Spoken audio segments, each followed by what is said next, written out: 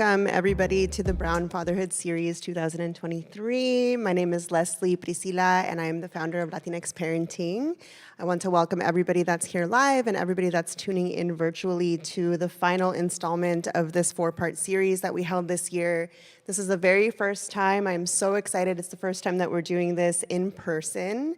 And the intention really behind the Brown Fatherhood series, at least for myself and the team, is to really bring forward these conversations that are long overdue, that are not had as frequently as we should be having them around fatherhood, around masculinity, around how do we raise children in a different paradigm than maybe we were raised, and just do it better for the next generation.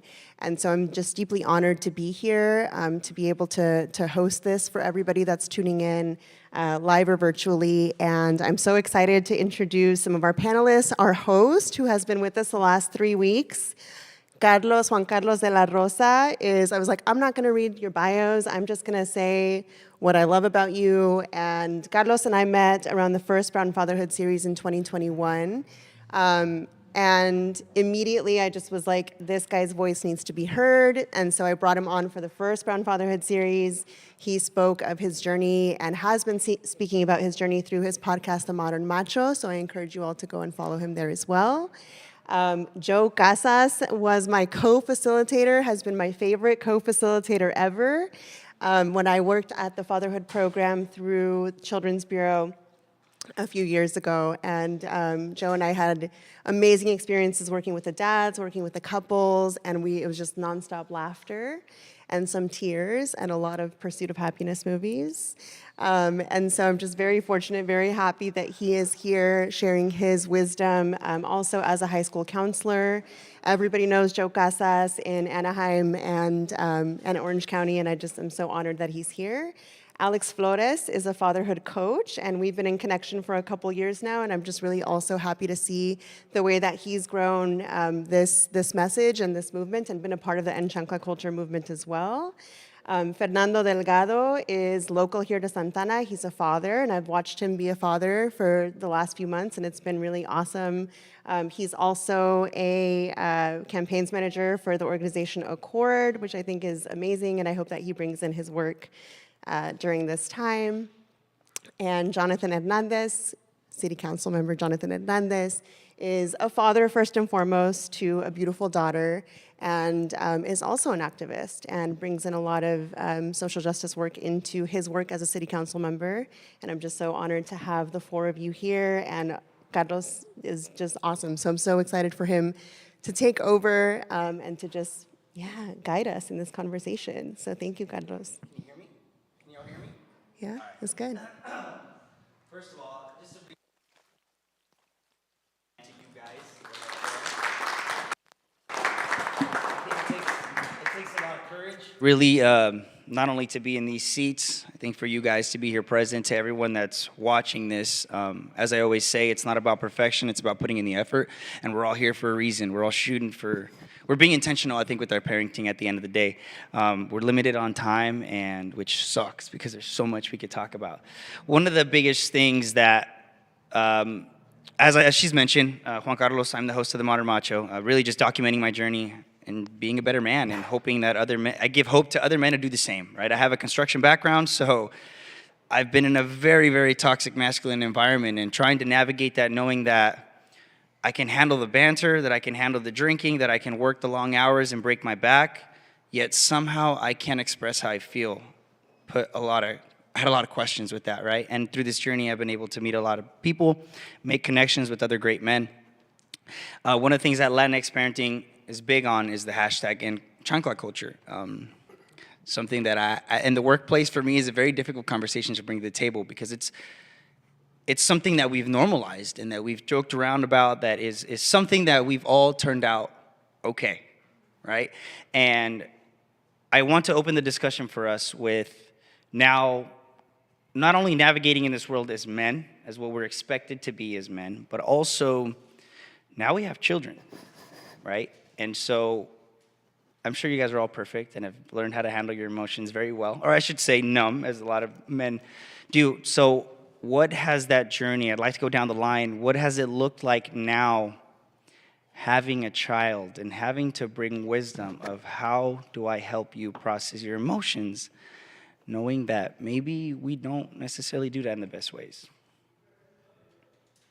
I'll start with whoever wants to take the lead on it. Go ahead, Mr. Joe. You look ready. First of all, thank you, Leslie, and the organization for having us here. And I know I speak for all of us that we are humbled and honored to be part of this day and sharing our journey. Go back to your question. I think for me, it's the journey of owning, knowing, accepting my feelings, and then transferring that and teaching my daughters how to be able to own and express them. Started with mom and having an appreciation for her journey and what she went through to get us to this country, so that everything I do was not in vain of her and my dad's journey. And so I like to share this, that we always were taught that there are three lights basically at the corner and the intersection: green, orange, red. And just recently I realized that the light was never red. The filter was. The light was never orange. The light is white or an off-white. But the filter always taught us to behave a certain way based on what was shining. And so I realized that however I transfer my emotions, and what filter am I using? What filter am I living? Am I making my decisions? And so for my daughters, faith has been my filter in anything and everything I do. And so in order for them to, I felt, to have a healthy, solid view of themselves is teaching them who they are in God's eyes. That's been my number one foundation in terms of how to raise ladies. I didn't want to raise girls. I wanted to raise ladies. And that has been the filter that I've used is who they are in God's eyes, and being able to learn how to not do what my dad did in terms of expressing his anger and literally getting the chancla, breaking my brother's fingers with the pool stick, and I didn't want that, and so I had to learn how not to do that, because that's what I was being taught. And faith was my vehicle in order to be able to relearn and then transfer that to my daughters. Joe, I appreciate you sharing that. I resonate a lot with, what I feel, and I've learned over time too, is saying that we turned out to be okay, right? And understanding that it was easier for me to do that than to accept that I was afraid, right? And that's not what I really wanted to feel. And what I love about what you just said is you said that there's light, regardless of what that filter looks like. Because I think something that's also very important is it's not about dimming our own lights. It's not about getting rid of that anger. It's not about forgetting about that shadow, but rather healing it and giving it the love that it needs so we can give them light in a good way, right? I love that. I love that. I'd like to hear from you, Alex. Yeah, I could talk on that for hours. So I'm a dad. I have a 7-year-old, and I have a master's in early childhood education. But when I had my kid, it didn't matter. Like, all the stuff was up here. And I grew up in abuse. I grew up getting chanclas thrown at my face and beat and all that stuff. And I was a person that was like, hey, I'm okay, right? I turned out all right. I got a master's degree. I got this. I was a preschool teacher. But when it came to my kid, I knew the stuff in here. I knew that I wanted to be a good father and not treat my daughter the way I was treated.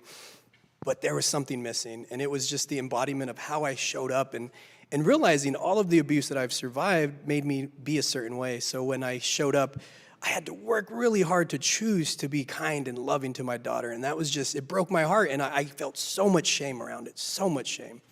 And it took me many years, like 4 years, to go like, I'm doing this work, and I'm showing up, but it just felt disconnected. So I luckily have been so blessed to take courses and classes and trainings that teach me how to teach kids how to express their emotions and how to acknowledge their emotions. And I've done the emotion wheel, and I've held these trainings for people. And I'm over here sitting here as a man going, fuck, nobody knows that I don't know how to do this. I'm just pretending. And then when I go home, I have to choose to be different. And it was hard. It's hard. It's so damn hard, especially when you have all the knowledge. So I chose to show up for my daughter. So anytime these reactive feelings come up, And it makes sense why they would come up. It totally makes sense. I wasn't allowed to cry as a kid. I was shut down as a kid. I was beat as a kid. And I knew my daughter didn't deserve that at all. So I had to really reach inward and start unpacking and get rid of this narrative that I'm okay, because when I said I was okay, I deep down inside knew I wasn't. And it ate away at me. It ate away at me because I'm over here putting this face on as a preschool teacher, as this. I was a really great preschool teacher, but I would go home and it would feel like it would hurt. Because like, why is this taking so much effort to do? And I'm just so lucky that I've been able to navigate my own career, my own experiences, to pull from all of these academic knowledge and all these trainings I've been to, and then start putting like a framework of like, this is how I want to show my daughter. Because when I saw my reactive behaviors in my daughter, it was just like, okay, this is not what I want for her. And I've been on my own journey healing and learning how to express my own emotions and finding ways to connect to my daughter in healthy ways where she reaches for a connection instead of me throwing a chancla at her. It's like, let me sit on the floor with you. And in that, like, I'm starting to see her express her emotions the way I wish I could have as a child. And I recognize I'm just giving her a strong foundation for her life. Like, if I didn't have what I had as a child, my life would have been easier. I'm glad that it happened the way it is because I am who I am. But it was like, okay, this is an opportunity for me to choose to be different for my daughter, because my daughter doesn't have a choice. I didn't have a choice as a child, but my daughter now does, because I'm giving her those choices. And so it was learning how to navigate my own emotions, because I can't regulate my 7-year-old when I'm dysregulated. So if I'm regulated in my own nervous system, and that's kind of the lens I look through, I can show up and provide her love, and she feels it. And it's a lot different than just going, I'm gonna calm down and make you calm. No, it's like, I'm truly coming from my heart center. So my daughter knows that, and I'm so proud that she's able to see a man, myself, like grow. I'm proud of myself. I'm hoping she's proud of me. So that's kind of where I'm coming from. I love you. I love that, dude. I love that you shared that. I'm sure she is. You know, I hope you are proud of yourself. I think one of the biggest things that I noticed there too is like that disconnection, right? Because a lot of times I've seen this now as a coach with kids, where I've been guilty of it, bro, where I'm like telling these kids, like, you guys got this. It's like, winning is not about being first place. We can totally do this. And then I'm looking at my son, and I'm like, God damn it, Julian, like, come on, step up.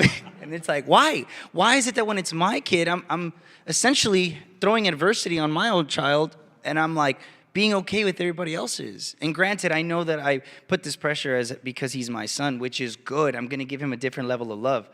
But why can't it look prettier and nicer than what I give to the kids that are in mine, right? I want to hear from you, Fernando. Yeah, when I was hearing Alex talk, some of the things came to mind from like what I experienced. Because when you were talking about like, we have all this knowledge, we take all these trainings and workshops.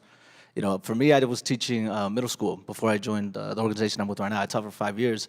And I had a lot of moments where, you know, I'm like, I've studied these videos, I've read these books, I've been to these trainings, and I'm like, I know how to go in here and do it the right way. And as a teacher, I would strive for that, try to set myself up for success and set the kids up for success. But then you'd hit those roadblocks where you're like, I'm going back to the stuff that I know doesn't work. And it's out of habit, it's out of just like indoctrination that I'm trying to shake off. Sometimes it's just out of like, you know, what you're talking about, when you're not fully in control of your own emotions and you're just frustrated and stressed, and you're like, you know, this is how I react. And as a parent, you know, I have an 8-year-old son, and the same deal. Like, I know about these, this like science and this study and this research that's been done about like generational trauma and abuse and how we should approach our kids in a loving and compassionate way, and I strive for that. But even still, you know, we fall victim to just those old habits. And so for me, it's been really just a lot of just pausing and reflecting. And when I catch myself in those moments, I just stop, take a step back, and be like, okay, what led to me getting to the point where I'm doing something that I know is counter to my values? And then just trying to reset from there. Having a conversation with my students, I do the same thing. I'd be like, hey, look, whatever happened last week, that wasn't how this classroom should operate. Let's have a talk. What would you guys like to do differently? What would you like to see differently? And with my son, too, you know, I'll have those moments where I'm like, hey, what happened yesterday? I don't want that to be our relationship. I'm sorry about what I did there. You know, what can we do moving forward? And so it's just like an ongoing process, you know? That's how I approach it. No, yeah, and I think you're right. And I'm sure a lot of us got to see a lot of apologies growing up, right? We got to see what that looked like. Yeah. I'm sure the live stream heard that. I mean, not a lot of us got to see it, and so it's not modeled, and throwing emotions on top of that. It's a big part of it. What I thought of right now that you were saying is an analogy that I like to use is to me, it was almost like, and I use this because, man, it's easier to understand, is like going to the gym, right? And I found myself, I was learning about the weights, I was learning about all the equipment, I knew the schedule, I understood everything about how the gym worked. If you asked me, I knew it. Ask me if I had ever gone in there. Never. And it's like, as men, as fathers, how can we be personal trainers, if you want, of emotions when we've never done the reps? And no one ever showed that to us. I want to hear from you, bro. Thank you. I mean, I just really enjoyed listening to you all so much. I forgot there was a microphone here. This is great. No, but fatherhood for me, the journey looked a little bit different because I was 17 when I became a dad, and I was actually just experiencing, hyper policing in my own community. I had just left a continuation school. Literally walking distance from here, which neighbored the El Pollo Loco. It was called Access. And we used to get searched walking into class. We used to get searched walking out. And I remember when I found out we were going to be parents, we were already 6 months along. We were children, having children. And we were 6 months along, and I remember my journey was very different because my grandparents told me I had to leave home. They're like, as soon as you have your baby, you have to get out of here. And so fatherhood for me reflected a lot of my childhood, survival. And it just felt like another layer of survival and trauma at the start of that journey of pregnancy. It was a very scary one. And I remember taking parenting classes, Lamaze classes, signing up for WIC, getting Medi-Cal, getting a work permit to get my first job as a teenager. And I remember when my daughter was born, just knowing that I was going to do everything I needed to do to not repeat that cycle. So what I did was I threw out everything that happened to me prior to the day she was born. And I realized as my heart was aching, I was like, man, what memories and what parenting methods have I learned? And I realized I didn't have any of them because TV raised me, Simpsons, my cousins, my brothers. And when I really reflected on it, it hurt in that moment. But there was a shining moment that I never lost and I keep with me to this day. And it's that I'm building those memories. I'm building the parenting philosophy of it being a safe place in our household to say, Dad, I had a horrible day at school and we need to talk. That started, when she was 1 year old, 2 year old, 3 years old, preschool.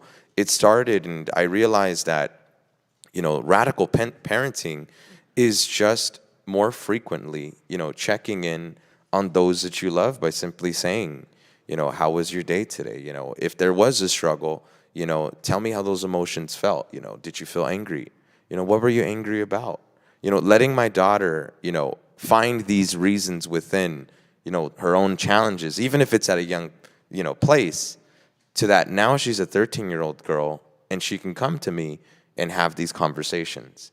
So parenting has been an evolution for me because as I've grown up as a young adult, I've also grown, simultaneously with a child as I've raised them, and it's been a blessing. So it's something that I take to the heart to practice a lot of reflection with my child, even in the simplest of moments, like, hey, what did you like most about breakfast today?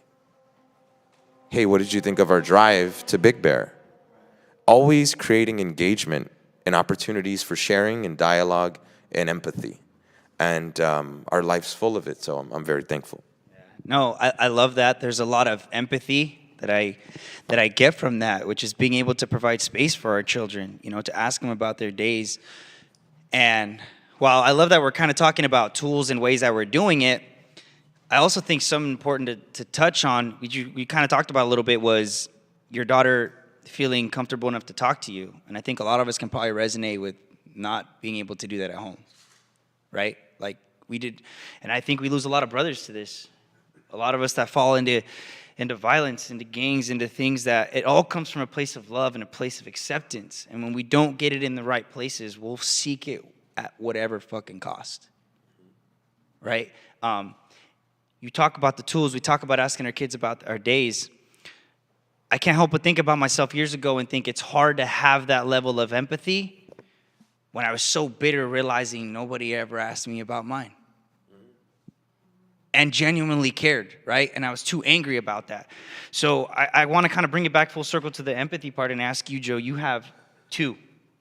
And Fernando mentioned something earlier about almost having like this universal way of how we talk to our children or how we're supposed to help them, right? And we're learning it's not a one-size-fits-all. You have 2.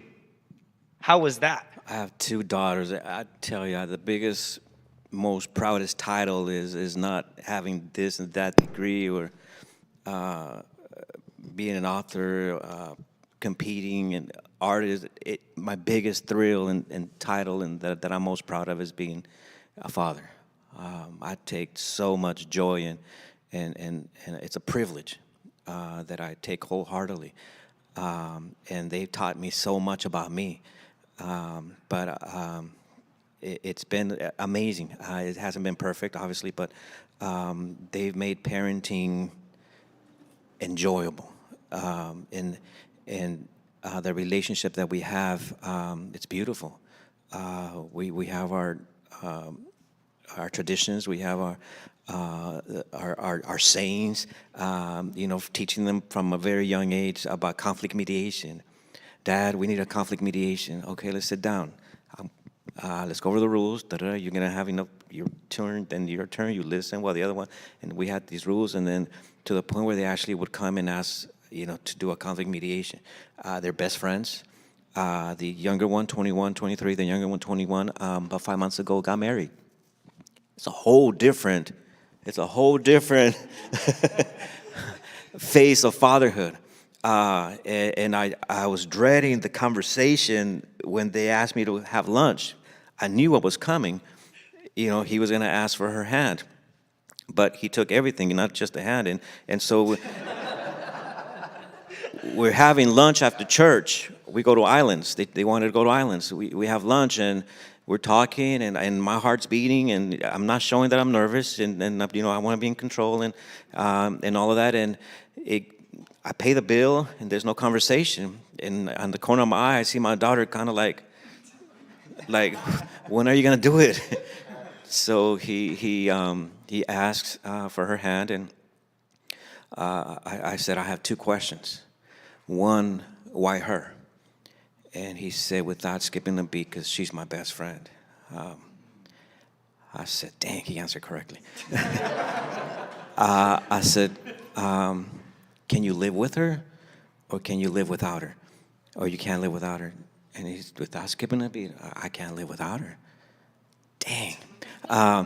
And so it's been a whole different phase, but all of that is from the very beginning in terms of having that connection with them. There was I don't know if Leslie remembers this story, but there was this couple that was arguing. When should you start to educate your children? He was saying at an early age. She was saying, no, it's too early. Wait till they're 4 or 5 years old. And they were going back and forth. No, that's too old. You need to start them early. And it escalated, and so they decided to go ask the wise man down the street. So they walked over to the wise man. Mr. Wise Man, Mr. Wise Man. The door opens. He doesn't say a word. He says, Mr. Wise Man, my wife and I are arguing. We don't know at what age we should start educating our children. The wise man simply looks at them and says, 20 years before they are born. Closes the door. And at a very young age, I was very fortunate that even though I didn't have a healthy connection with my father, I had men around me who had healthy marriages, healthy relationships. And I would eat the crumbs out of their wisdom. I've gotten in a habit of asking older couples what their secret of in their marriage was and what made them function for so long. And some of their responses, one of them said, we have amnesia. We forget basically the arguments that we have from one day to the next. Another couple said, we have a race to see who is the first one to say, I'm sorry. Another couple said, we had a candle in our living room, and every time the candle was lit up, that means that the other person was ready to talk. and it's what's worked for them, and so on and so on, of just advice that I would, from a young age, I would ask older couples. So I knew that whatever I learned from my father, it was going to be passed down. And as soon as I realized that at a young age, I wanted to surround myself with healthy people. Because as we heard earlier, we can know the information, but we're going to keep repeating the exact same thing. As I heard that lady in the radio one day when I was driving, asking the radio host, why do I keep repeating the same things my parents did to me? And I can hear her agony as she was asking the radio host. And he simply said, because you haven't learned otherwise. And so the girls, it was all about raising healthy ladies to be able to emotionally connect with them and communicate. I love that, man. Hey, I told you before we got on, my guy Joe was up here and he's like, oh, I'm the oldest one here. I said, no, you're the wisest one here. After 18, it's all experience. We're all just hanging out, and you're dropping so much knowledge on us right now, and I appreciate that. And you bring up like so much, right, which is a modeling, which is so important, which is not just what we can bring to our children, even to our homies. Like, you know, we talk about like, let's bring some of these, let's normalize the shit out of this and tell the homies like, look, let's go have a drink and be cool, and, or you know, hang out and do a book club, whatever it might be. And guess what? Yeah, I go to therapy. What's up? What's up? Like, what's the big deal? Like, what you know what I mean? Like, we need to start normalizing these things, and we're sponges. We pick up a lot more from what we see than what we're really doing, right? I wanted to kind of piggyback off of that and ask you guys, like, what are some things that you guys are seeing that you're normalizing that there's no way, like that you had to push through because you know that you couldn't have been doing or wouldn't have been done with you?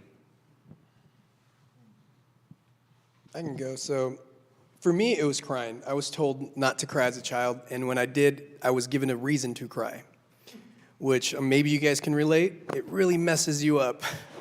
So I just really was detached from the visceral feeling of crying for most of my life until my 30s. And when I started to do this work for my daughter, it started for my daughter, and what I found is it was for me. And it was reparenting my little Alex inside me. And so I got really comfortable with crying, and I just let it flow because I'm like, it makes sense. I've been 30 years holding this stuff in, right? And unfortunately, as a child, when I was reaching for help, it came out in violence, because what do you expect a kid to do when they're getting beat? Like, they're going to try to reach for that connection through what they know. So for normalizing, for me, I want to let men know it's okay to cry. Like, seriously, cry will make you feel good. On the other side of that is like expansion and freedom, and for me, it feels like bliss, because it's like, wow, I wish I would have had this as a kid.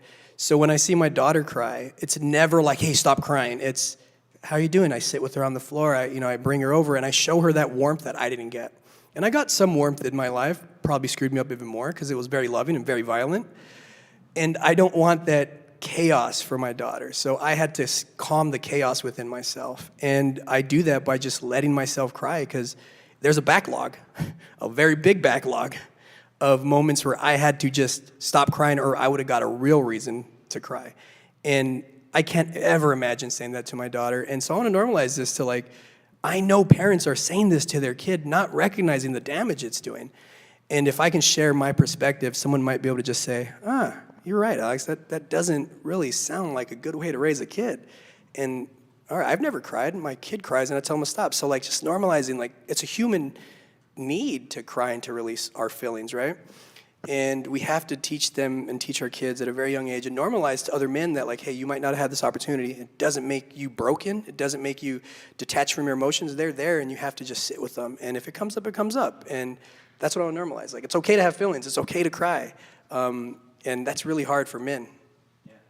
Yeah, absolutely. Thank you. I got one. Is the mic on?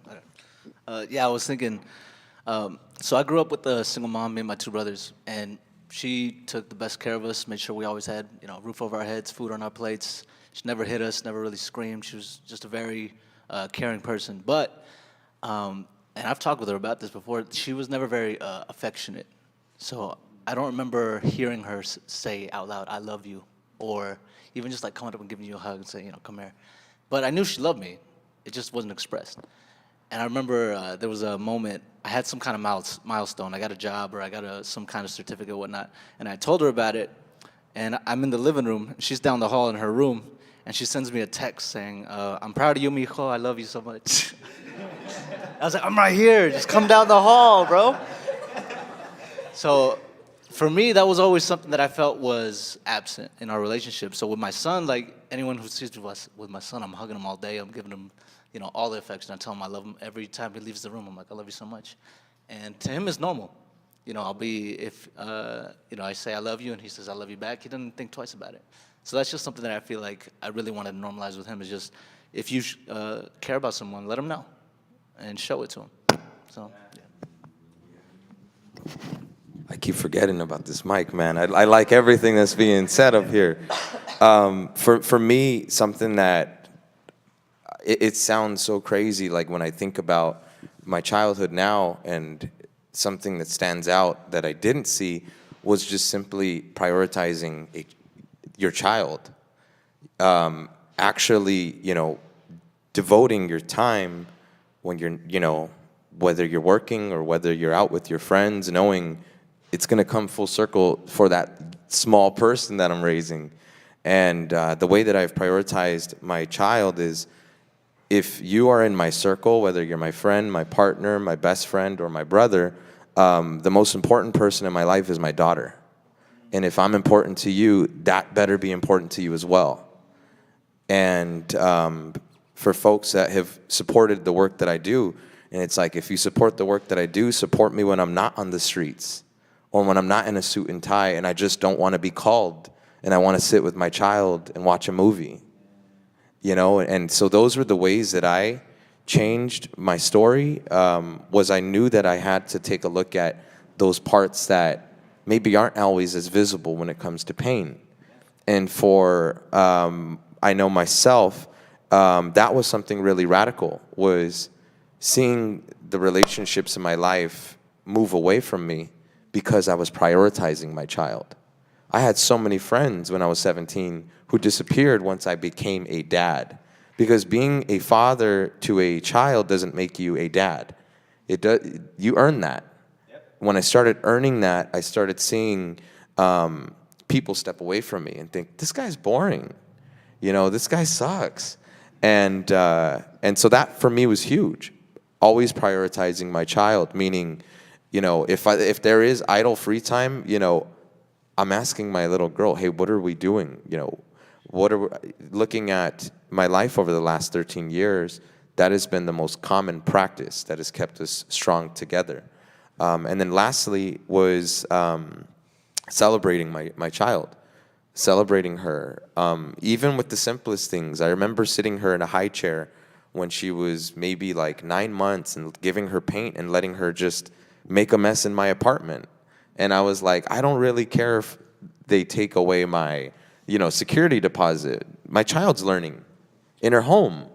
And I remember just every time a circle would be more defined or a triangle would find its shape, just kneeling and being at eye level and just saying, I'm so proud of you. Like, look at what you made. This is amazing. And I look at what she creates today, and I know where it started. And so I just make sure to always practice that. So those are the reflections I have of those radical changes that I think, really have brought us close together. I love that you ended that, and I appreciate you sharing that. I love that you ended that with radical, because that was like the first word that came to my mind was like, yo, this is radical stuff that we're doing here. Like having these conversations, talking about, like, it's interesting. We're almost like, hey, let's talk about breaking generational cycles. Nah, we're doing that right now just by having this conversation and talking to each other. Like, you talked about like us building connection with other men. What is it based on? Like, how sustainable is that? Even sometimes the advice we get from the homies or from our friends, as you mentioned too, Joe, is like, I think having that awareness of like, I know you're looking out for me, but this isn't really healthy advice. This isn't really what I'm looking for. Real quick, I want to share a story about one time my son ended up doing really well in school, right? So I ended up picking him up, and I'm thinking, hey, I have the privilege enough to have a little bit of extra money. I want to take him to go get a gift. So I pick him up. I said, hey, let's go get something from Target. Cool. Shout out to Target, by the way. Loves my money. So I tell him, let's go get whatever you want. So we go to the store, and I'm just thinking like, hey, pick whatever you want, bro. Picks whatever. We get his toy. We go home. So we come home, we start opening the toy, and I'm like, all right, hey, I got to work on some stuff. Of course, it was stuff with the platform, with these kind of things, right? And I'm like, all right, cool, I'm going to work on this. Go ahead and play with your toy. So my son comes in the room. Puppy, can you come play with me? I said, you know what? I can't right now because I got to finish up this stuff. Let me wrap this up, and then I'll go out there. And, he didn't throw a fit, but he was just like, okay. I was so fucking triggered. Because in that moment, I'm like, are you kidding me? I literally just went out of my way to buy you something, to spoil you, to give you love. And here you are being so ungrateful. And quickly, I caught myself, bro. Had it not been for therapy, I realized, bro, he don't give a shit about what you just bought him. He needs those 10 minutes. He needs that time. And so now I want to ask you guys, like, I want to know a little bit about your guys' side, or like, what are some things that maybe even to this day you guys want or potentially need that your child doesn't? I know you talked a little bit about affection, right? How important that is to you, how important you normalize it with your child, and sometimes even disconnecting those things, So what are some things that are part of Joe that aren't necessarily a part of his children? I think, as for me, I love, and it feeds me when they tell me I'm so proud of you. So I'm always looking to grow, to not stop being a man, not stop being an educator, to try new things. When they saw me on stage one day competing, and afterwards they came and said we had tears in our eyes. At 48 years old, who would have thought I'd be in a fitness? That was then. This is after. So don't trip. Beep. Don't trip. Censor that. We'll censor that. But back then, for getting up and doing exercise in the morning and then again in the evening, and for them to have said that, we had tears in our eyes. We're so proud of you. At 48, it meant the world for me. So for me, it's continuing for them to see we admire, we look up to him, we respect our dad, because at the end of the day, that's what we want. That's what I want is to have my kids respect me and leave a legacy. My younger one day I asked her, I said, I think she must have been about 14, 13 years old, do you love me? And she walked away. I said, oh, dang, really? I had no idea she was walking away to get momentum, to run in my arms and say, of course I do. And so the walking away didn't mean separation. It meant I'm coming after you, Dad, because of course I do. And so sometimes I need to walk away, not to detach from them, but to get momentum, to see what next they might be able to say, I am so proud of you. I'll share this and I'll shut up, I promise. And I heard this that really impacted me because, as fathers, if you parallel the fatherhood with a water hose, if the water hose is not connected, it's basically useless, if you will. If the water hose is connected, now you've tapped into the source, right? And so my goal has always been to be connected. I've been connected for years since they were born, cutting both of them their umbilical cords and being physically, mentally, emotionally present, spiritually present. But what's my next role now? Have you ever washed your cars, you turn on the water hose and there's no water coming out? And you swear you turn on the water hose, but there's no water coming out. Then you realize there's like 2, 3, 4 kinks in the water hose. I'm connected to them, but my kinks never left. If I don't deal with those kinks from generation to generation, as much as I think I'm connected, as much as I think I'm spiritually educated, academically educated, socially educated, as long as those kinks are there, and I'm tapped into the source, I'm being ineffective. And so regardless of our level of education or status, as long as we have those kinks in our lives, in our fatherhood as men, so that never stops. It's continuing to work on my personal kinks, and God knows I have some, to get rid of those, so that once I press the water hose, there's power in the water coming out. Yeah, let's just take that in for a second. Let's just. Man, like, I couldn't help but think what you said about, like, there's so many different, like, hoses, you know? And I was legit thinking about going to Home Depot and all those expensive hoses that you buy that still suck, right? And they still get the kinks in them.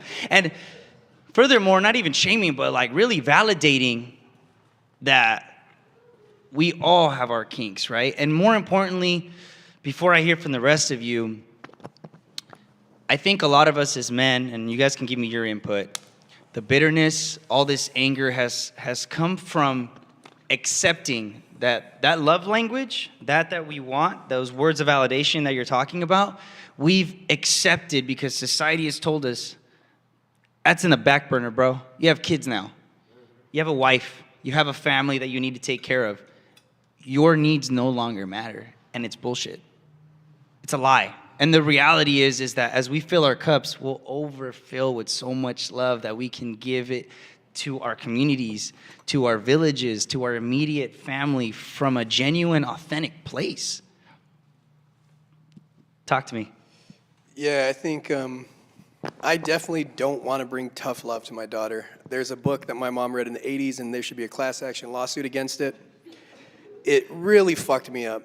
And I don't ever want to bring that to my daughter. I want to bring like grace and gentleness and slowness and acceptance.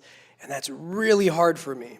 It's really hard. And I have the knowledge up here. I have the wheel right here. And I have to connect that, like what Joe said about being connected. Like, if I want my daughter to be connected, I want her to be connected to a pure source. And I can't hide those parts of me that I'm ashamed of, that I feel guilty about, the parts that I am hurting. I have to process those so that when I'm connected to my daughter, she's not picking up any of that bullshit that I've carried for my whole life. And it comes down to tough love. I want my daughter to experience what it is to have grace and softness and gentleness, because the world's tough enough. We don't need to give that to our kids. They're gonna experience that stuff. And if they have the ability to navigate their emotions, to understand what they're feeling inside and their internal workings before they express out into the world, that tough world out there is gonna be manageable. It's not gonna break them. I thought I was broken my whole life because I didn't have the tools to manage my life. I managed my emotions. And now I'm showing her, like, love is not tough. It doesn't have to hurt. I grew up where love hurt, and it still hurts to this day because I'm relearning how to use this muscle. And I do it daily, and I remind myself this is work for me because this work is required, because if I'm gonna connect to my daughter, I need to make sure I'm the best version of myself. I love that. I want to give these guys time to speak, so I won't say much. What I caught from what you just mentioned was there's a special part about suffering and pain, and I think I've learned as a father too that as I'm making my mistakes, there's a lot of things out of my control. And at the end of the day, the world is going to do whatever the hell it wants with my son when I'm not around. And I think while our parents tried to prepare us for that by being the adversity, I think a lot of us just needed a fucking place to be safe. And it goes back to what you're saying, is that tough love is like, no, I'm the safe place because the world's going to be tough. Gentlemen. So the question was, what's something that we feel like we still need? I guess I could say it now, as I've gotten some clarity, is like your love language. Like, how do you like being loved? I think for me, what I really value is building community with other people. And, that could take different ways. Like when I was a teacher, outside of the classroom, I'd like to just build community with my students around issues that they cared about. So like we'd have a sports club, a music club. I had a couple students who identified as LGBTQ, and I wanted to have them, I wanted to help them have a space where they could talk about whatever they're dealing with. In my neighborhood, same deal. Like I know, I would see the neighbors walking by, walking their dogs, playing with their kids, but there was no connection. And so there was an issue that we were dealing with regarding like a parking situation, but that opportunity like grew into really tight-knit community now. We have a group chat with like 100 people on there. We just let people know what's going on, and we'll have holiday events where everyone comes down and helps put things together. And even spaces like this, like the point of the value that I see in community is that it brings people together in a way that they could talk about the things that matter to them most, honestly, and to work collaboratively on whatever it is that we're trying to do. So like right here, what I really value about this space is we can have these honest conversations, and we know that it's the judgment-free zone. We can just express ourselves, ask questions, express the kind of faults that we see in ourselves and how we want to help grow from those and heal those. So yeah, for me, I feel like community is something that I really try to build where I go, and if I don't have it, I feel like I'm missing something. Yeah, I love that. I love that. Talk to me. Yes. This is a really impactful question for me, because love languages that were important to me, very special to me 15 months ago were, physical touch, building community, giving back. Those are my primary love languages. Those love languages have changed, as we know. My daughter's now 13. My daughter is going through, tumultuous changes that women go through, and we have to honor and respect those changes. But there are also circumstantial, things that have happened in our own lives that changed what the love language I seek now, and what is my heart yearning for.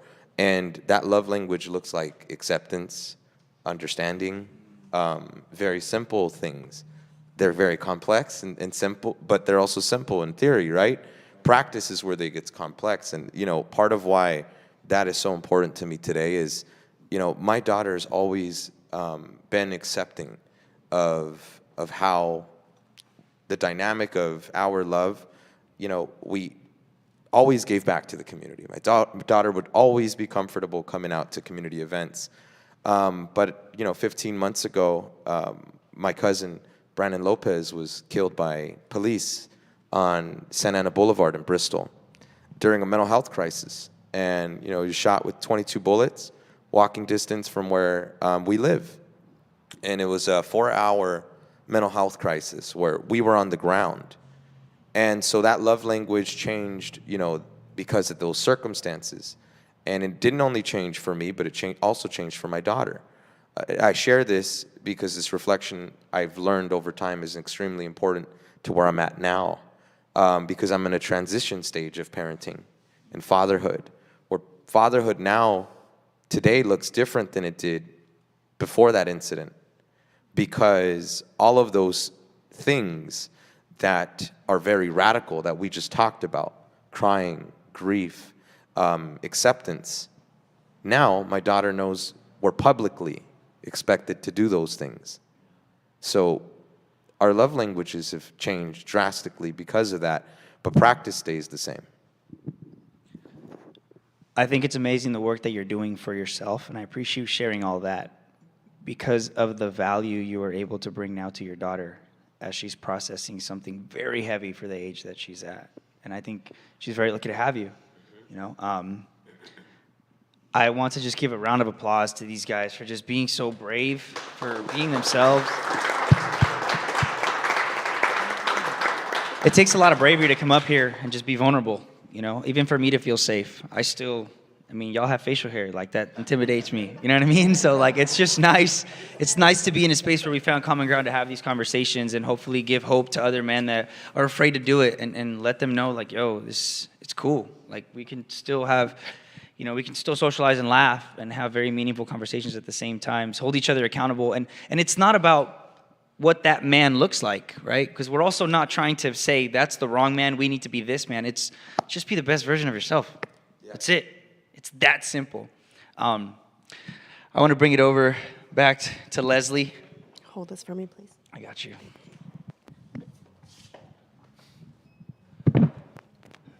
I don't have facial hair, but I guess a little You're bit. still welcome at the table. Thank you. The questions are on my phone that I just handed you. Oh, really? So, yeah. Oh, shoot. There you It's go. okay. Oh, is it off? I'll shoot my number to you if you need to. Thank you. Better? Yes. Okay. All right, so we had questions coming in from YouTube, from Facebook, from Zoom, and so we're going to go through. Christian Science from YouTube. Well, before I say that, let me just thank you all, because I was sitting here just just so happy and so grateful, yeah, for these conversations and Can I just say something real quick? yeah. 'Cause I had a conversation with Leslie yesterday about this panel. Mike. Oh, I had a conversation with Leslie yesterday about this panel and, just what we were anticipating.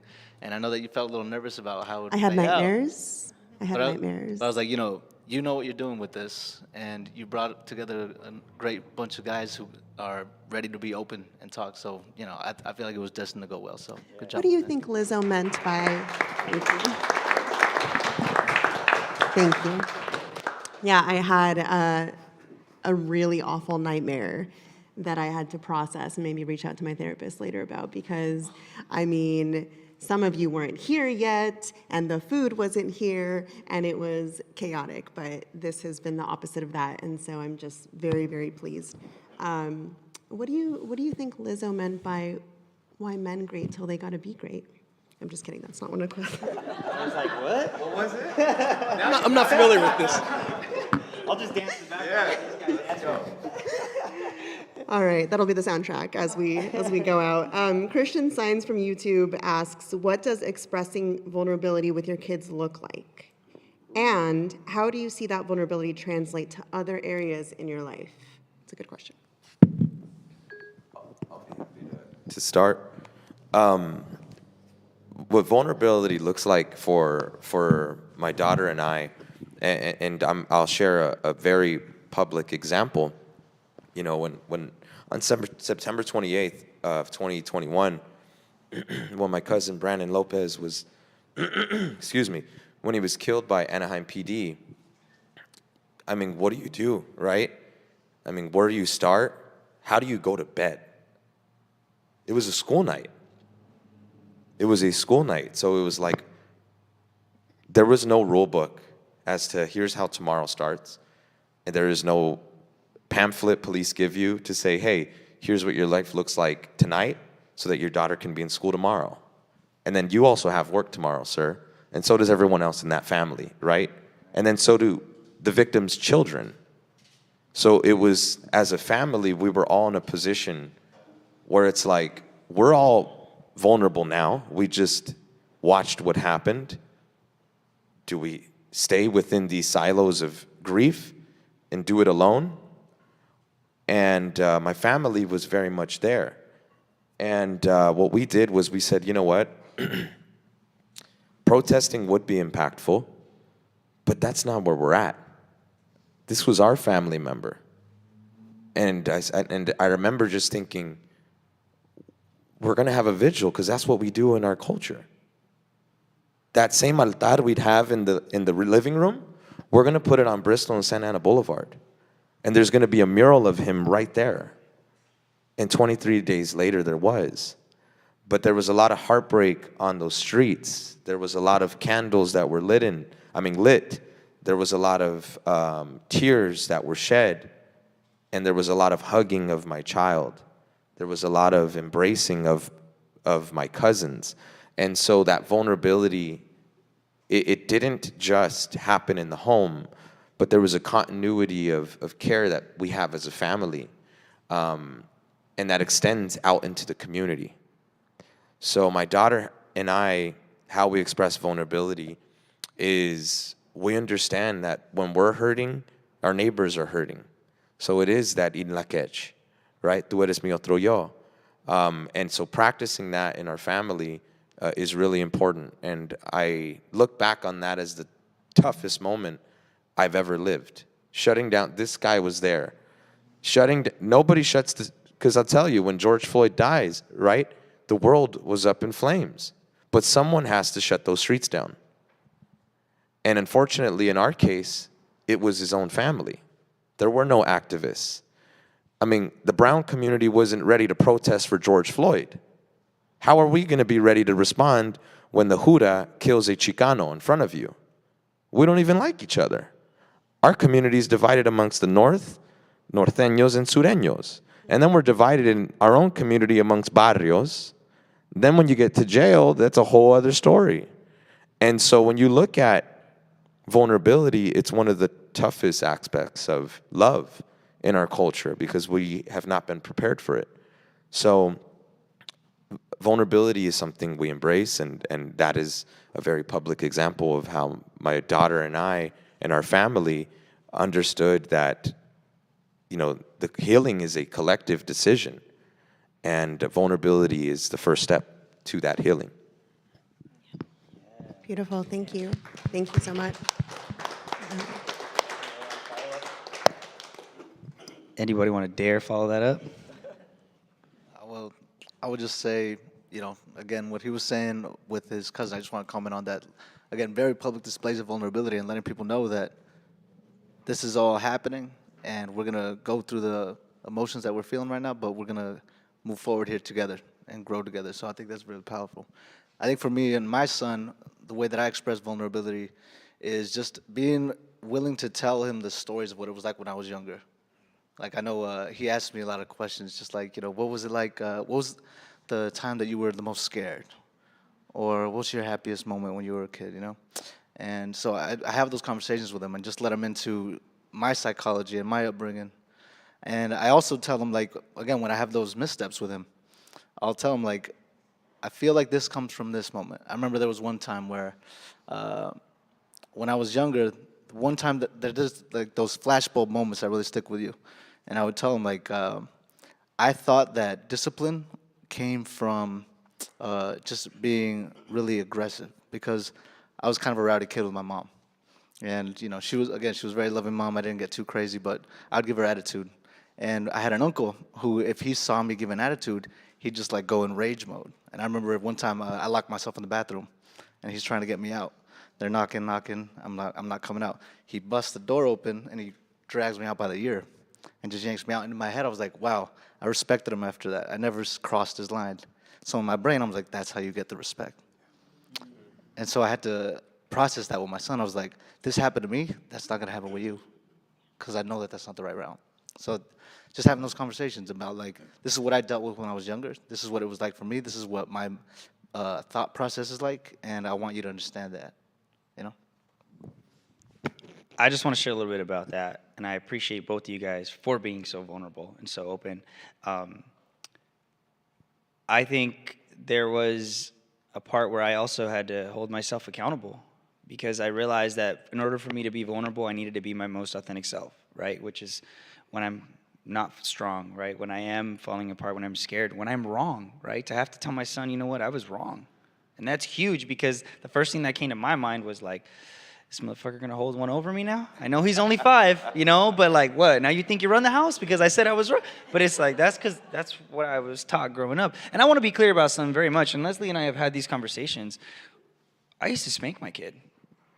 And I don't glorify that. I don't celebrate that. But I really want to give hope to men out there that feel like, no, you have, because I've had conversations with men that have had it so bad that have decided that they don't want to do anything to do with it. Right? And just because we're not spanking doesn't mean we're doing everything perfectly as parents. However, for me, it was, I got it so much, you got to get it too, so that you can be like me, right? And how wrong I was about that. And I go back real quick to accountability was, in order to show up vulnerable for my son, I have to be my most authentic self. And I had to learn and have a real serious conversation with myself and look in the mirror that it was like, I'm not showing up authentically because who I'm modeling right now is no bueno. It's no bueno. The way that I'm handling my stuff, I don't want my son to see who I really am. And that's okay.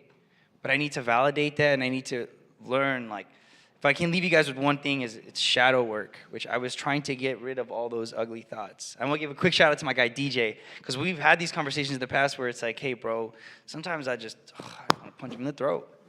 And it's one thing that I've learned that it's like, it's not about getting rid of those thoughts and forgetting about that. It's just give them a safe space. Give yourself your second if you need it. Disconnect that from what your child really needs. Wow. That's Talk amazing. Vulnerability is something that I think the term reminds me of the term resilience, right? And our communities have been resilient for so long. And so vulnerability feels really scary. I feel that when I've spoken to my male cousins in the past and tried to reconnect them back to that version of themselves that knows that it's safe to be vulnerable, because I think a lot of this is just remembering, right? It's like, let's remember that it's okay to be vulnerable. Let's remember that our feelings matter. Let's remember that our needs matter.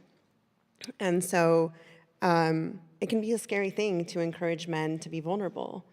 because they have to remember that part of themselves, right? And the part of themselves that was vulnerable often got hit, often was hurt, often was yelled at for being vulnerable. And so to everybody that's tuning in and everybody that's here, it's like, it might seem like, you know, a small step to apologize to your child, or to be affectionate, or to express vulnerability in any way that you express it, but it's a huge step. It's huge. And it should be celebrated. And I think that we're not celebrating that enough. And so with that inner child, you know, kind of like emergence, I want to read this question from Lisette of Facebook. She asks, how do you reconcile the resentment that might come up for your inner child when you consciously parent your child or children? Like, you give them what they need and deserve emotionally that you didn't get as a child. And so this also brings up a question that's been asked in other spaces, is the way that you watch your parents parent your, or grandparent your children, right? Because I think that that's something that for me becomes activating somewhat. It's like, well, why didn't I get that? You know, and I've come to my conclusions about why that is, but I'd love to hear your thoughts about that.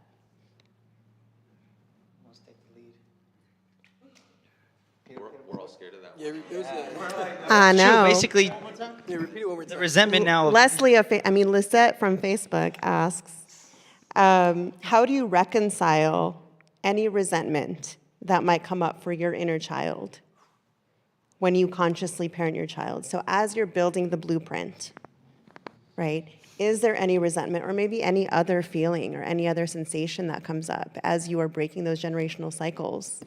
Because it can be complex, but, you know, resentment is one of those feelings. Jonathan? I'll share. I used to, for a long time, have very mixed feelings about it. Those feelings varied from confusion to, feeling unsafe. Now those feelings are things that I vocalize to my mom. And I'll say, I'm proud of the grandma you are. You're doing a great job with your granddaughter. You know, Ebony deserves to have a grandma who's doing these things, right? And so I've just learned from me, and what has helped nurture that relationship for grandma, granddaughter is, you know, having strong boundaries, but also vocalizing those things that maybe, you know, she didn't get celebrated. You know, those small things that, you know, meant a lot to me as a kid, they probably went unnoticed for her as a parent. And so for me, I struggled with it for many years. As my daughter's gotten older and feels more safer with that relationship, I've grown to celebrate it. But I know my role in it, and I know that their relationship is better with them too, versus, you know, I know my mom still struggles with the acceptance of my own independence and my own parenting philosophy. So for me, that's been a constant feeling that's come back, is I'm happy that she feels, and she's embracing, you know, being a grandma. I just, of course, can't help but ask myself that question, like, where was this, you know? But I'm happy because it's here now. Thank you. Anyone else want to take that? I kind of want to hear from my guy Joe. Me too. Everyone has to be given permission to go through their journey and reach their destination at whatever time frame they've reached it. And I say that because, you know, one that has never, that I can remember, heard my dad said, "I love you," to this day. And I was thinking about that this morning when I was driving. And I heard an interview with Oscar de la Hoya, who recently, same thing, his dad had never told him. He decided to take it upon himself to tell him, as awkward as it was and challenging for him to say. And he mentions in the interview that he went up to his dad to tell him that he loves him. And that's when the dad then expressed to him, "I love you too, son."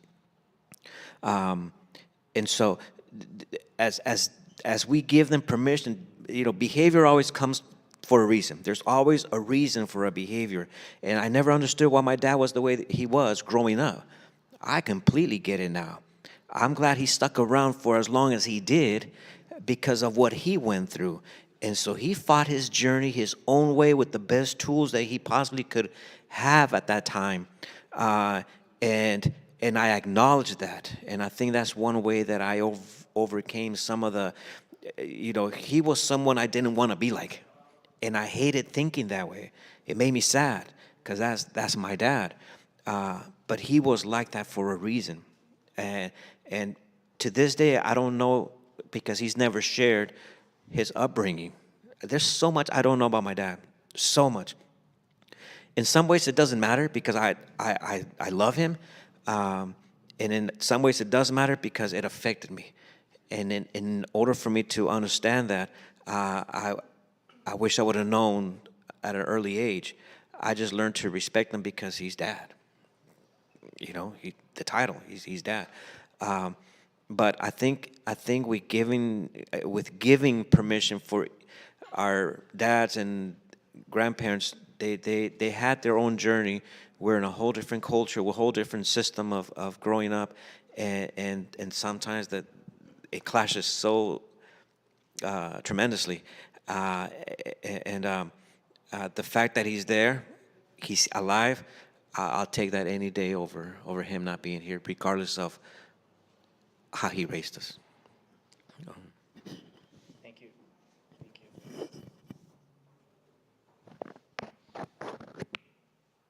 Sit with that for a minute.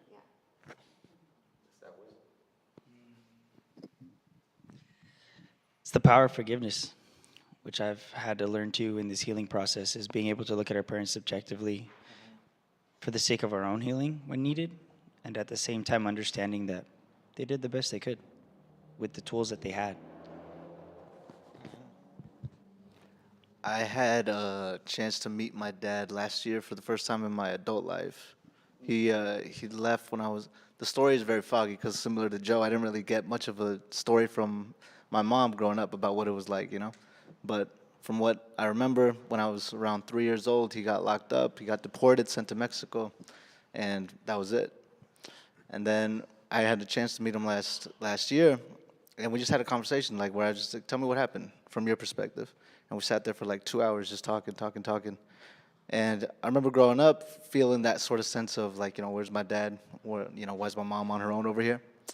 It was never really anger though. It was just kind of curiosity, what happened? And then talking with him, I was wondering what my emotions would be. Is it going to be anger? Am I going to feel sadness, grief, whatever it might be? But it was kind of like what Carlos was saying. It was kind of objective, where he was telling me the story, and I was like, okay, I'm putting the pieces together. I'm getting context now. And so I was able to just process my own story by hearing what led to where I was as a kid from his perspective. Does that make sense?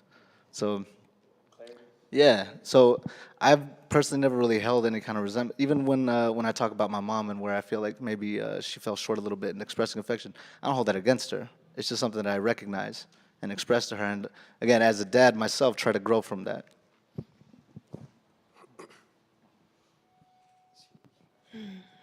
Okay, we only have time for one more question.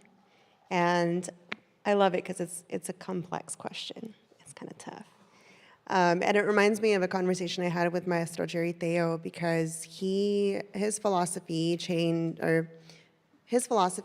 my philosophy on machismo. And I know that a lot of us think about machismo as a very negative thing, right? So when you think about machista attitudes, usually it carries the connotation of, you don't want to be that way, that's really rigid, that's very, it can be violent, etc. Maestro Jerry Theo taught me that there's a lot of aspects to machismo that are not that way, that are protective, that are a way to reclaim something that was lost 500 years ago via colonization.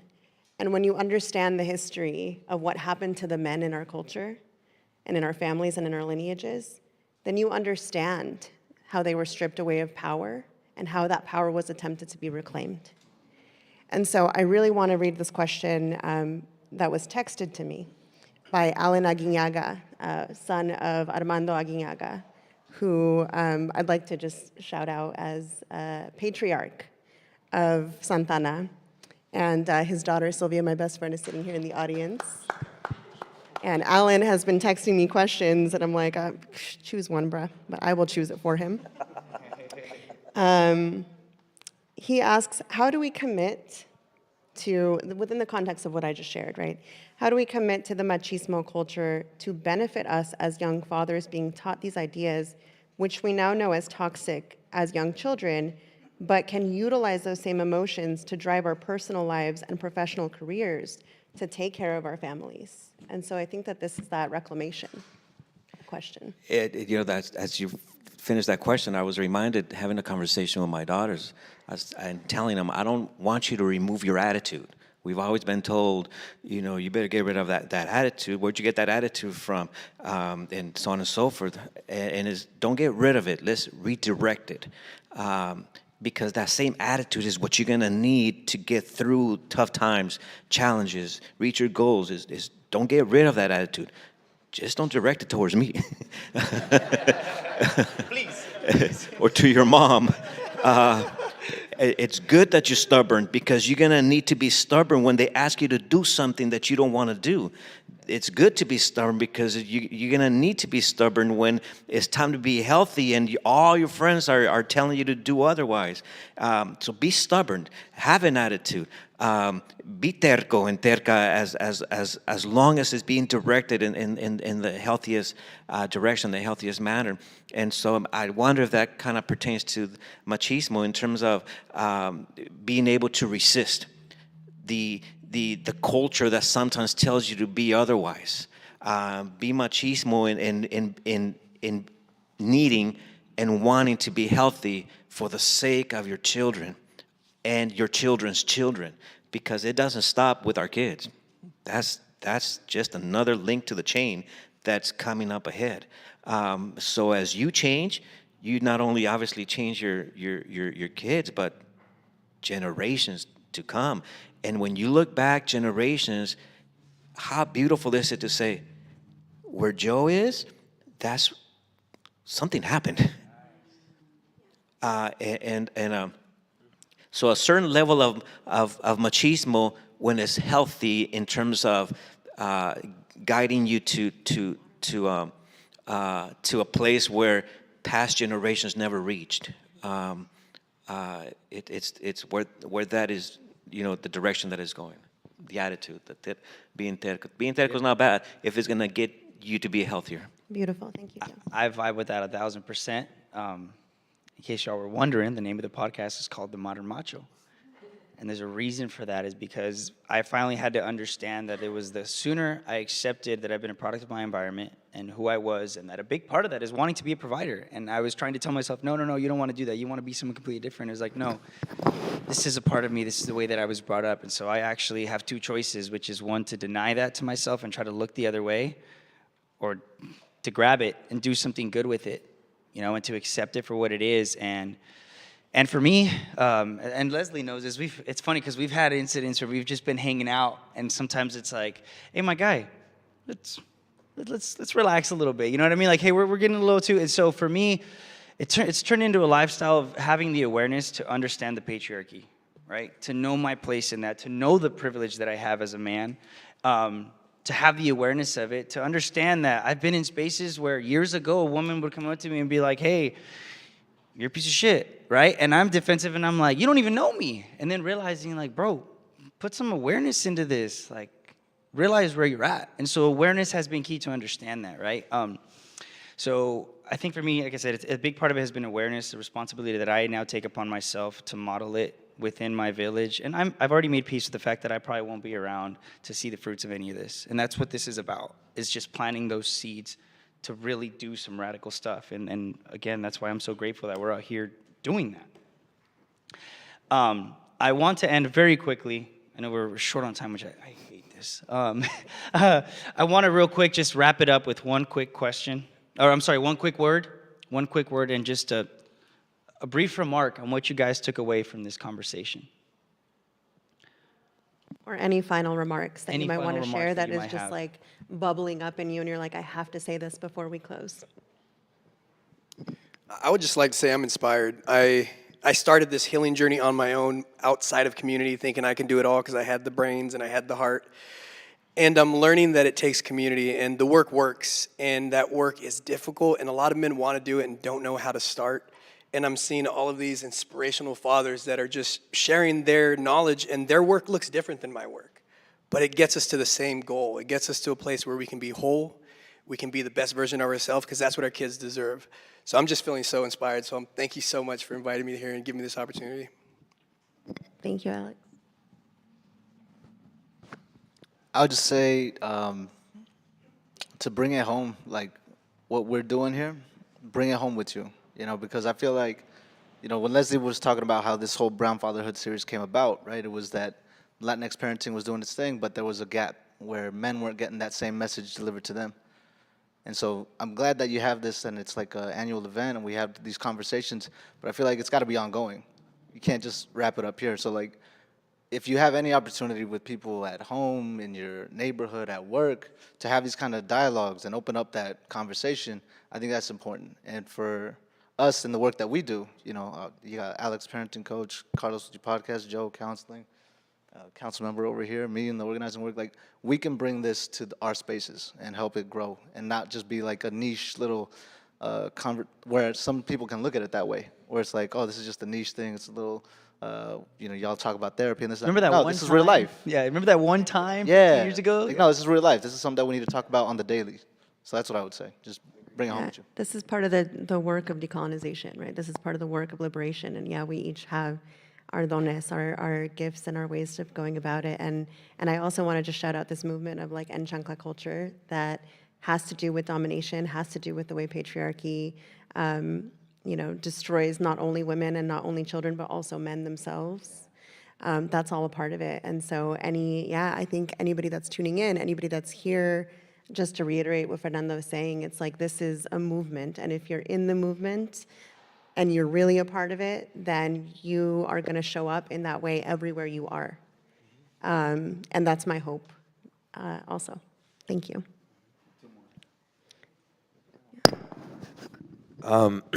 Something that is resonating with me is when we talk about the word, toxic masculinity, we were talking about a very important subject that I just can't move away from, because most people would look at the area that we're surrounded by as full of toxic masculinity, and they're wrong.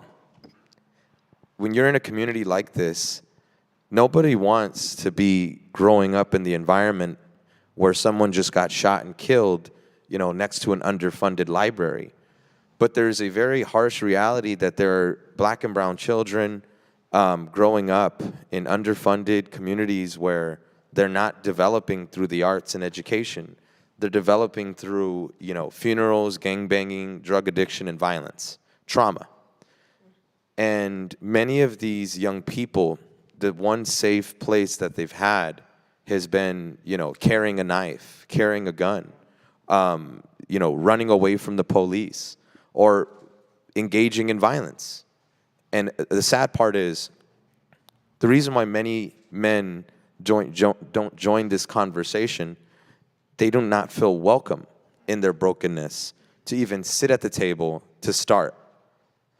And so I have to share that when we talk about, toxic masculinity, oftentimes it's not associated with behaviors. It's associated with perception, and it's associated with things we don't understand. I myself have been called a toxic, hypermasculine male who is problematic.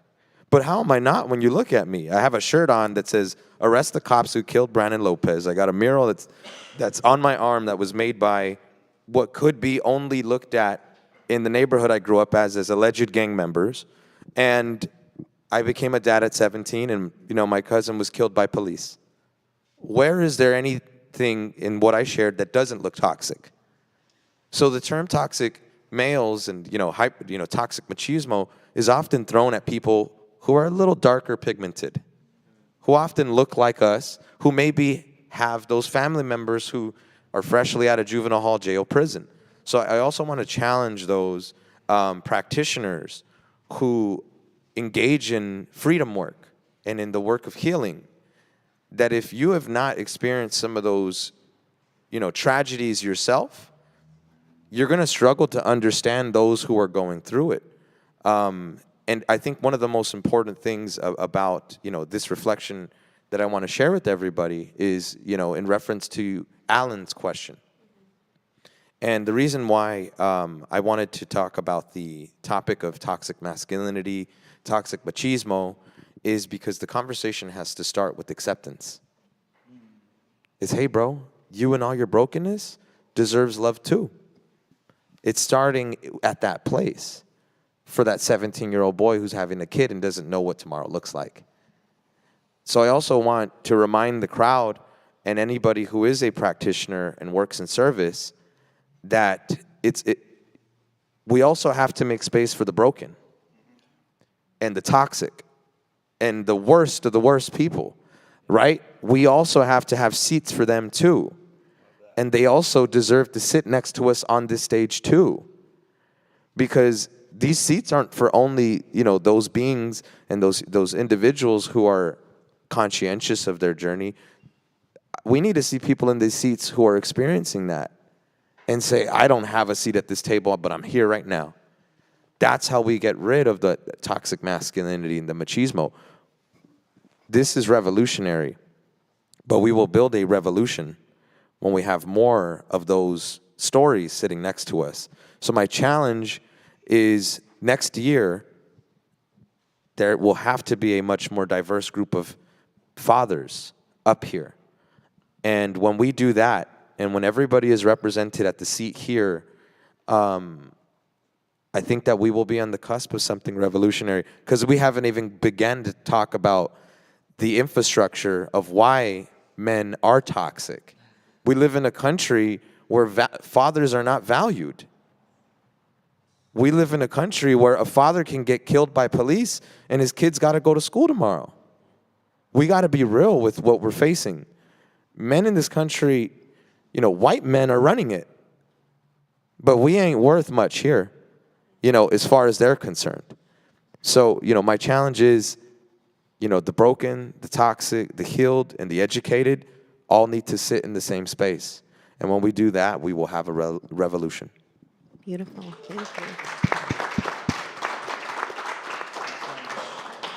I agree fully agree. Really quick, Joe. Thank you for I wanted sharing that. 1 second. I just want to say that the Brown Fatherhood series, we're 3 years old, and I'm so excited to what this is going to look like in 10 years, in 15 years, in 20 years, with the contributions of all of you to continue building. So this is revolutionary, but it's also evolutionary, and I can't wait to see how it evolves. So thank you, Jonathan, for being a part of this and for sharing all of that. Go ahead, Joe. Just real quickly, 2 points. One is that a decision has to be made in order to become healthier as men, as fathers. I don't want to be a good dad. I don't want to be a great dad. I want to be a healthy dad. If you have, this is in the book, Leslie, if you have 3 frogs sitting on a lily pad, 2 decide to jump, how many are left?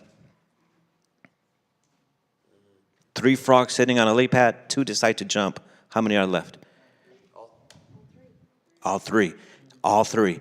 Why? Because a decision is not complete until the actions follow that mentality of deciding to do something. And for years as men, we often know that we shouldn't be doing this, and why do we do this? But the decision takes a lot of work.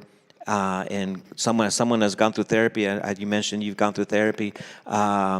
Therapy has helped tremendously when I had it, in order to learn about self-talk, the cognitive triad, that feelings thoughts lead to feelings, and feelings lead to action, and then you have this cycle, and at some point you can be master of your own thoughts, you're a master of your own actions, you're master of your own feelings, and with practice.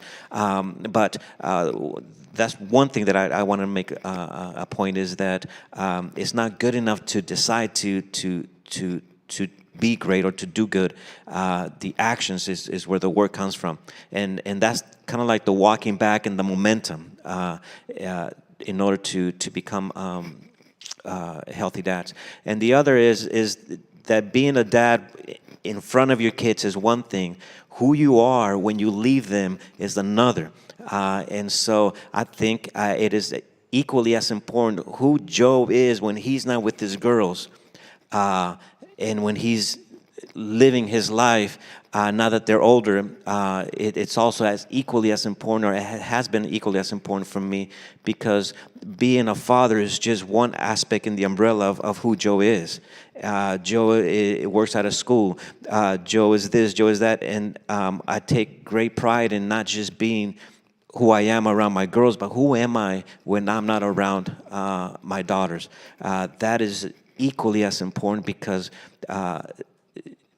being a healthy man, most likely you will be working your way to becoming a healthy dad as well. So take care of yourself. And Leslie, I can't thank you guys enough for having this event today. So I'm sure I speak on behalf of every single one of us. Yes. Let's give it up for our leader here, Leslie. We love you. Real quick, I just want to say that I'm actually also very sad, because as Joe was mentioning what he was going through with his daughter getting married and still processing stuff, I was like, shit, this isn't going to end. I thought I only had like a couple years and I was done with this. But the thing for me, I think, is discipline, and it's holding on to the fact that this is a gym for me now. You know, all this healing, there is no end game. It's not going to the gym for 3 weeks. Cool, I got my workout in. I'm done. I continue on my life. Like, this is something that I've normalized for myself, and I think we're all starting to try to normalize in our lives. The discipline that it takes. Seems like we all kind of have our hearts in certain places with our platforms and everything that we do. The blue-collar folks that's where my heart's at. That's my soft spot. And so I just want to encourage them just to have the will to break some cycles, to do something different. We talked about this 3 years ago. It seemed like not that long ago, I was kicking it, doing some drugs, just getting drunk. And then a year later, somehow this platform reaches out to me and says, hey, we want to hear your story. And then a year later, they say, yo, we want you to host this. And I'm like, what the fuck, you know? And I say that because I know a lot of this stuff can be intimidating. And I know that some of these words even sometimes can be like, what the fuck are they talking about? Patriarchy? Like, what is this? Hey, at the very surface level of everything, if you have a will to want to be in a better place, like, not only do I celebrate you, do I applaud you, but take that discipline with you day in and day out and make that a part of your routine so that you become better not only for yourself, but for the immediate people around you, and build a great community like I have now and these men have done for themselves as well.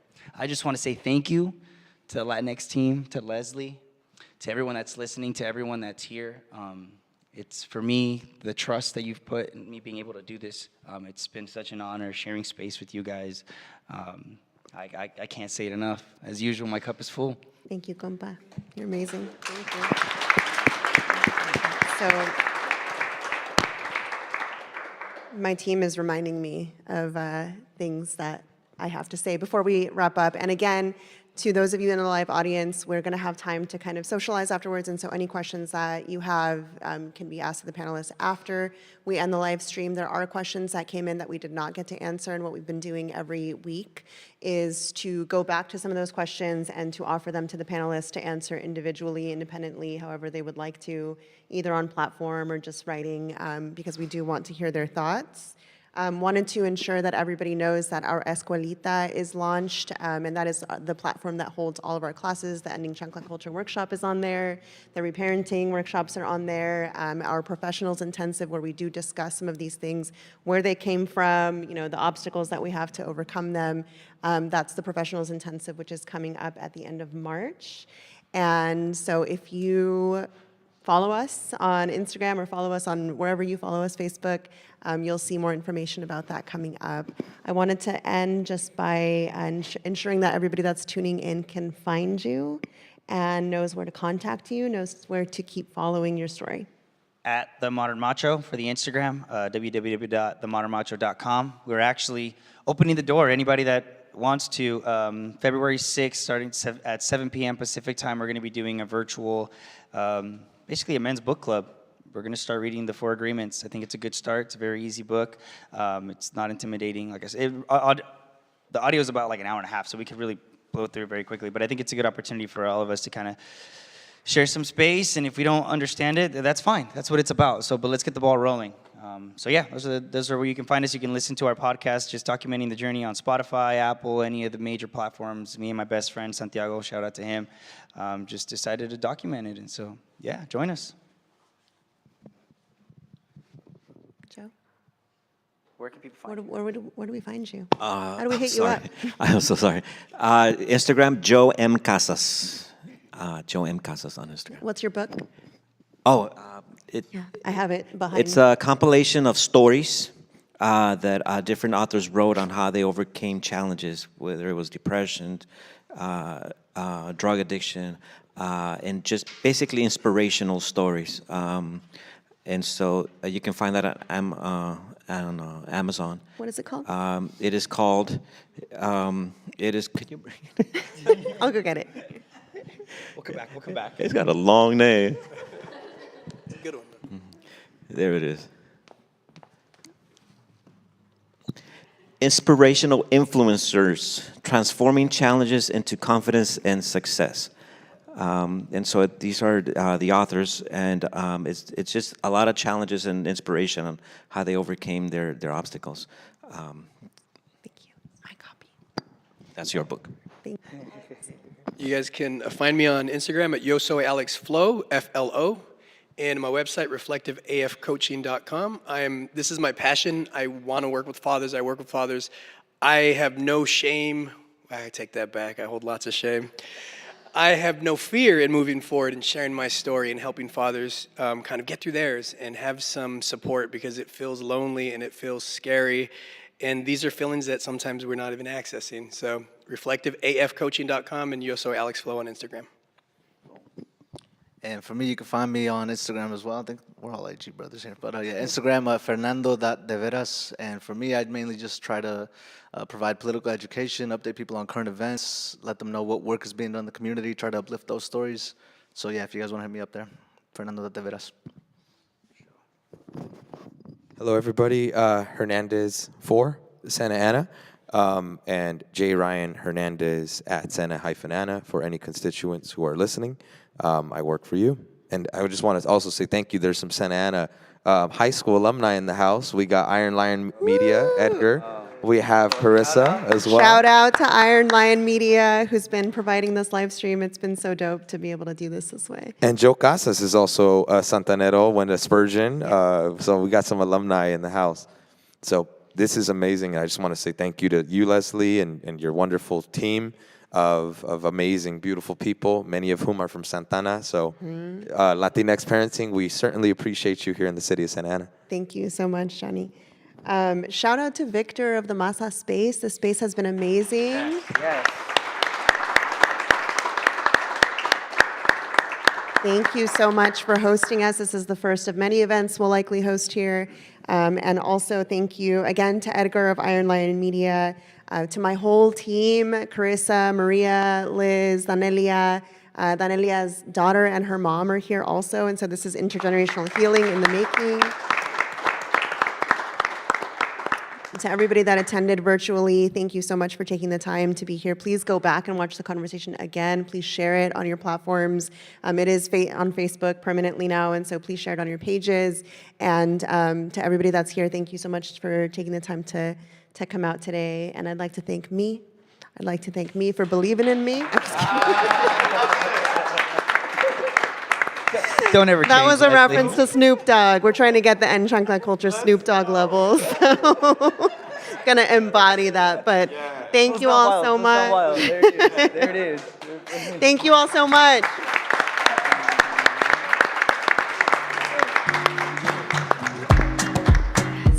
We just ended the live stream. Do we have time? Do we want to sit and take questions from the audience? Yeah. No. Raise your hand like you make your students do. Okay, we're going to take a bathroom break and then we'll come back and